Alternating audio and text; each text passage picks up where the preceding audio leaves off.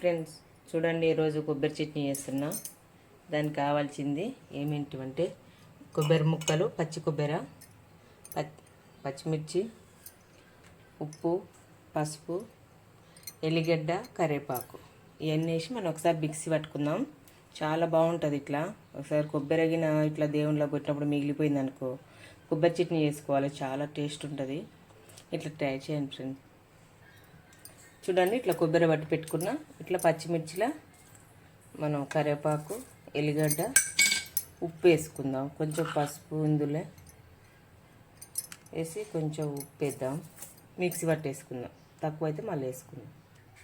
చూడండి, ఇట్లా ఒక గిన్నె పెట్టుకొని దీంట్లో ఆయిల్ వేసుకుందాం. మనం కొంచెం కొబ్బరి చట్నీకి కొంచెం ఆయిల్ ఎక్కువనే పడుతుంది. అందుకోసమని ఒక 4 స్పూన్లు వేసుకుంటున్నా. హైలైట్ అయింది. పొయ్యింపు గింజలు వేసుకుందాం. పొయ్యింపు గింజలు వేసుకున్న తర్వాత పల్లీలు, ఒట్టిమిర్చి వేసుకోవాలి. బాగుంటాయి ఇట్లా పల్లీలు కొబ్బరి చట్నీలా. ఇట్లా మంచిగా ఫ్రై అయిన తర్వాత మనం ముందుగా చేసుకున్న కొబ్బరి పొడి వేసుకున్నాం. కొబ్బరి పొడి వేసుకొని బాగా కలిపేసుకుందాం. ఇట్లాగే మనం పచ్చిమిర్చి సపరేట్ చేసి పెట్టిన ఈ పచ్చిమిర్చి కూడా వేద్దాం. ఇదంతా కలుపుకుందాం ఒకసారి మనం.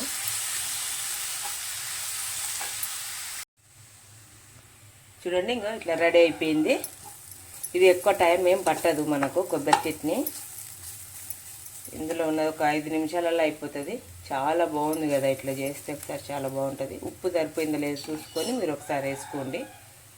ఓకేనా ఫ్రెండ్స్, రెడీ అయిపోయింది. ఇంకా దించేసుకుందాం.